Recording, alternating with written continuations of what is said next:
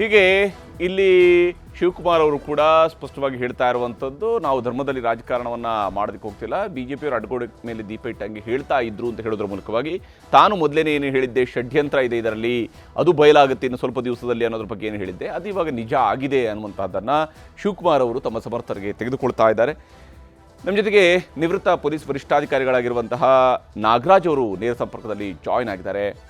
ನಾಗರಾಜ್ ಅವರೇ, ಇಲ್ಲಿ ಬಹಳ ಮುಖ್ಯವಾಗಿ ಇವತ್ತು ಈತನ ಅರೆಸ್ಟ್, ಮಾಸ್ಕ್ ಮ್ಯಾನ್ನ ಅರೆಸ್ಟ್ನೊಂದಿಗೆ ಇದೊಂದು ರೀತಿಯಲ್ಲಿ 360 ಡಿಗ್ರಿ ಈಗ ಸುತ್ತು ಹಾಕದಂಗೆ ಆಗಿದೆ. ಪೂರ್ತಿಯಾಗಿ ಎಲ್ಲಿಂದ ಶುರುವಾಗಿತ್ತು ಅದು ಮತ್ತೊಂದು ಭಾಗಕ್ಕೆ ಬಂದು ನಿಂತ್ಕೊಂಡಿದೆ.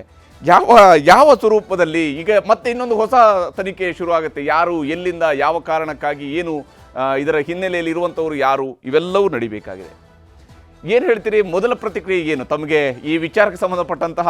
ನಿಮ್ಮ ಈ ಸುದ್ದಿಯನ್ನು ನೋಡಿದಾಗ ತಮಗೆ ಅನಿಸಿರುವಂತಹ ಮೊದಲ ಅನಿಸಿಕೆ ಏನು ಅಂತ? ನನಗೆ ನಗು ಬರುತ್ತಾ ಇದೆ. ನಾವೇನು ಪಾಠಶಾಲೆಗೆ ಹೋಗಿ ಕಲ್ತು ಬಂದು ಇಲ್ಲಿ ಇನ್ವೆಸ್ಟಿಗೇಷನ್ ಮಾಡ್ತಾ ಇದೀವ, ಅಥವಾ ಯಾವ್ದಾದ್ರು ಒಂದು ಡೆಫಿನೆಟ್ ಇನ್ಫಾರ್ಮೇಶನ್ ಮೇಲೆ, ಕನ್ಫರ್ಮ್ಡ್ ಇನ್ಫಾರ್ಮೇಶನ್ ಮೇಲೆ ಇನ್ವೆಸ್ಟಿಗೇಷನ್ ಮಾಡ್ತಾ ಇದೀವ? ಯಾವನೊಂದು ಬುರ್ಡೆ ತಂದು ಇದು ಹೀಗೆ ಹಾಗೆ ಅಂತೆಲ್ಲ ಕತೆ ಹೇಳಿದ, ಅದು ನ್ಯಾಯಾಲಯದ ಮುಂದೆನೂ ಸಾಕ್ಷ್ಯ ಆಗಿತ್ತು. ಆಗಿದ್ದ ಮೇಲೆ ಆ ಬುರ್ಡೆ ಅವನ ಪೊಸಿಷನ್ ಅಲ್ಲಿ ಇದೆ. ಆ ಡೇ ಒನ್ ಇಂದಾನೆ ಅವನಿಗೆ ಅರೆಸ್ಟ್ ಮಾಡಿ ಇನ್ವೆಸ್ಟಿಗೇಷನ್ ಮಾಡಿದ್ರೆ ಇಷ್ಟೊತ್ತಿಗೆ ಎಲ್ಲ ಬಯಲಾಗ್ತಿತ್ತು. ಈಗ ಏನೋ ಕತೆ ಕೇಳ್ಕೊಂಡು ಆಮೇಲೆ ನಾವು ಈಗ ಏನು ಹೊಸ ಕಲ್ತು ಕೆಲಸ ಮಾಡ್ತಾ ಇದ್ದಾಗೆ ಮಾಡ್ತಾ ಇದ್ದಾರೆ. ಇದು ಅನ್ಪ್ರೊಫೆಷನಲ್ ಅಪ್ರೋಚ್ ಅಂತ ನಾನು ಬೇಸಿಕ್ ಆಗಿ ಹೇಳ್ತೀನಿ. ಆದ್ರೆ ಒಂದು ಜನಕ್ಕೆ ಏನು ಕುತೂಹಲ ಇತ್ತು, ಇತಿಹಾಸದಲ್ಲೇ, ಧರ್ಮಸ್ಥಳದ ಇತಿಹಾಸದಲ್ಲೇ ಒಂದು ಮೊದಲನೇ ಸಾರಿ ಈ ಪ್ರಮಾಣದಲ್ಲಿ ಒಂದು ಕುತೂಹಲ ಹುಟ್ಟಿಸಿದ್ದು ಬರೀ ರಾಜ್ಯಕ್ಕೆ ಅಷ್ಟೇ ಅಲ್ಲ, ದೇಶದಲ್ಲಿ ಮತ್ತೆ ಎಲ್ಲಾ ಕಡೆ ಏನು ನಮ್ಮ ಜನ ಇದ್ದಾರೆ ವಿಶ್ವದಲ್ಲಿ, ಅವರೆಲ್ಲರಲ್ಲೂ ಒಂದು ರೀತಿಯ ಕುತೂಹಲ ಇತ್ತು. ಕಾರಣ ಇದೊಂದು ಮುಖ್ಯವಾದ ಕೇಂದ್ರ, ಧರ್ಮ ಕೇಂದ್ರ.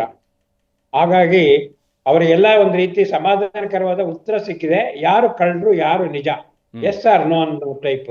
ಆದ್ರೆ ಈ ತರದ ಜನಕ್ಕೆ ಅವಕಾಶ ಕೊಡಬಾರ್ದು, ಅವರಿಗೆ ಅರೆಸ್ಟ್ ಮಾಡಿರೋದು ಸೂಕ್ತ ಇದೆ. ಆದ್ರೆ ಪ್ರಾಮಾಣಿಕವಾಗಿ ಈಗ ತನಿಖೆ ಆಗ್ಬೇಕು. ಯಾರೆಲ್ಲ ಇರ್ಲಿ ಈ ಒಂದು ಕುತೂಹಲ ಮೂಡಿಸಿ ಈ ರೀತಿ ಒಂದು ಎಂಟೈರ್ ಸಿಸ್ಟಮ್ನೇ ಸಬಟೇಜ್ ಮಾಡಿದ್ರು ಇವರು for 14 days or maybe 20 days. ಅದನ್ನ ಇನ್ನೊಬ್ಬ ಮಾಡ್ಕೊಡ್ದು ಆ ರೀತಿ ಮಾಡ್ಬೇಕು. ಯಾಕಂದ್ರೆ taking system for ride is the greatest crime, biggest crime rather. ಎಷ್ಟೊಂದು ಮಿಷನರಿ ಲಾಸ್ ಆಗಿದೆ, ಕೆಲಸ ಮಾಡಿದೆ. What is the time loss, what is the man hour loss, ಇದೆಲ್ಲ ಲೆಕ್ಕ ಹಾಕಿದ್ರೆ ಅದಕ್ಕೆ ಬೆಲೆನೆ ಕಟ್ಟಲಿಕ್ಕೆ ಆಗಲ್ಲ. ಆಮೇಲೆ ಈ ತರದ ಮೂರ್ಖರು ಇರಬಾರ್ದು, ಅವರಿಗೆ ಎಲ್ಲಿರ್ಬೇಕೋ ಆ ಸ್ಥಾನದಲ್ಲಿ ಇರಿಸ್ಬೇಕು.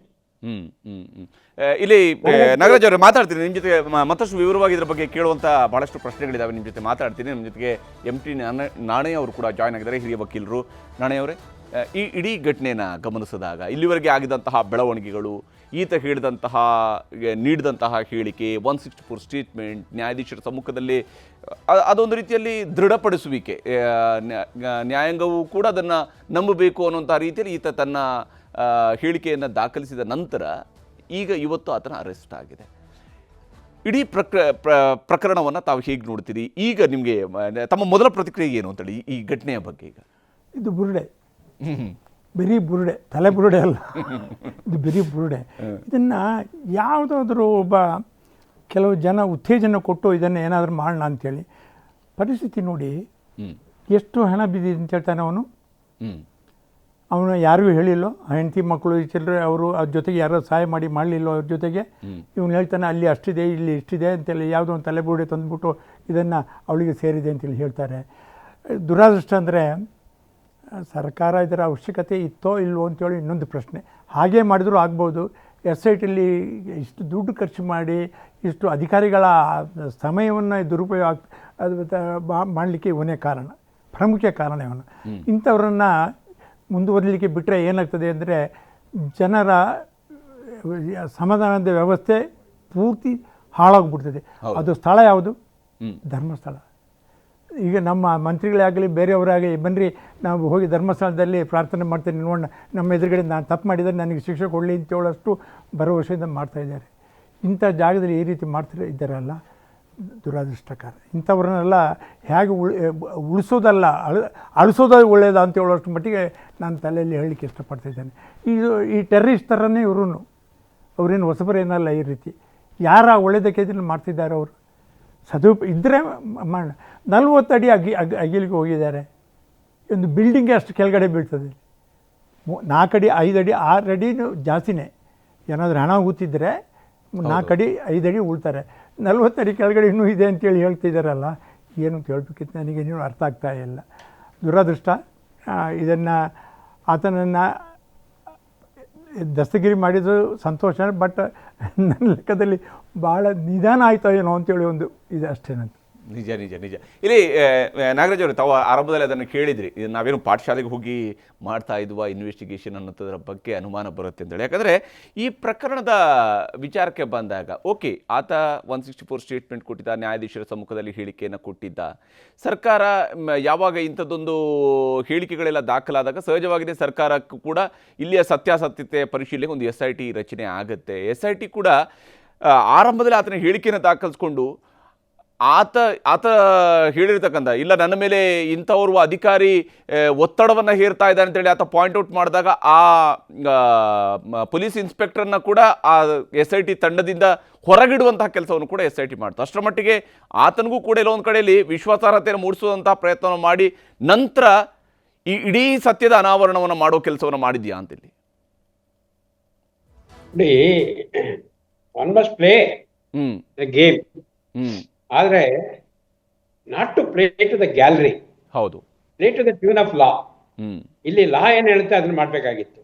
As a professional police officer. ಅದು ಒಂದು DG ರ್ಯಾಂಕಿನ ಒಂದು ಟೀಮ್. ಅದು ಏನೋ ಒಂದು ಕಾನ್ಸ್ಟೇಬಲ್ ASI ಅಥವಾ ಸಬ್ ಇನ್ಸ್ಪೆಕ್ಟರ್, ಅಷ್ಟೊಂದು ಸಬ್ ಇನ್ಸ್ಪೆಕ್ಟರ್ ದೊಡ್ಡದೆ, ಆ ಮಟ್ಟದ್ದು ಅಲ್ಲ. ಆದ್ರಿಂದ ಸಿಸ್ಟಮ್ ಎಲ್ಲದಕ್ಕೂ DG ಇನ್ವೆಸ್ಟಿಗೇಷನ್ಗೆ ಹೋಗ್ತಾರೇನಾ?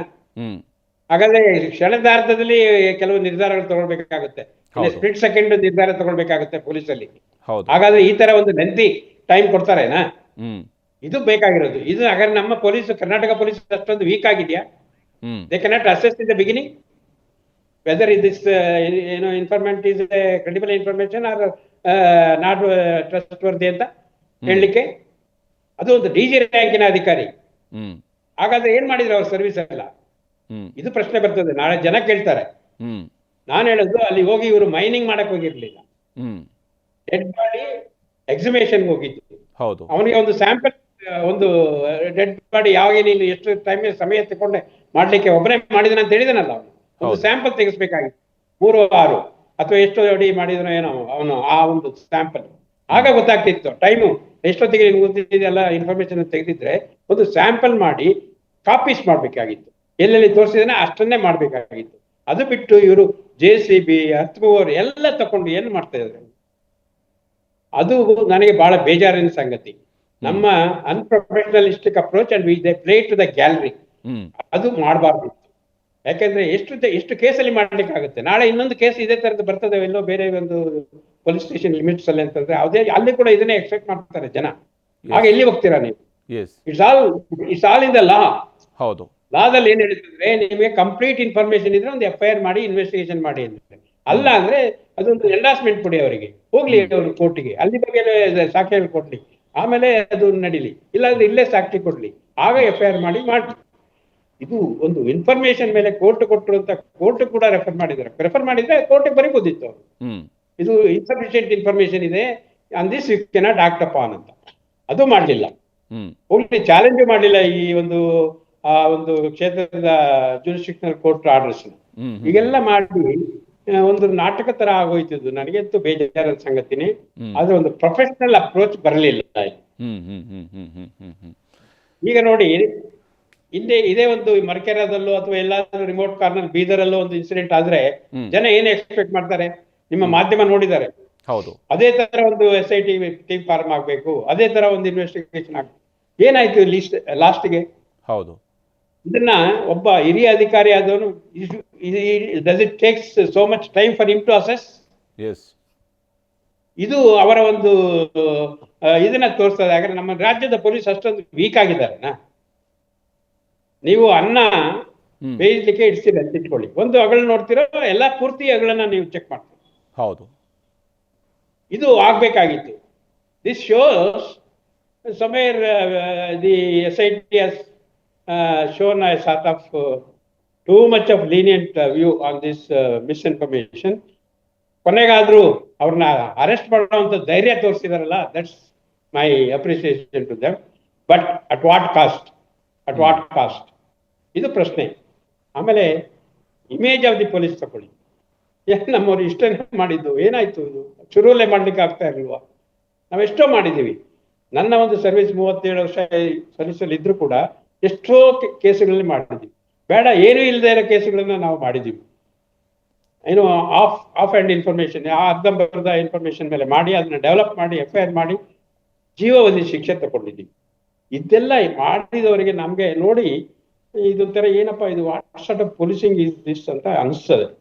ಆದರೆ ಇದು ಟೂ ಮಚ್ ಆಯಿತು. Too much of leniency to the sort of a mafia gang. Nagaraj ಅವರೇ ಮಾತಾಡ್ತೀನಿ, ಜಸ್ಟ್ ಮಾತಾಡ್ತೀನಿ.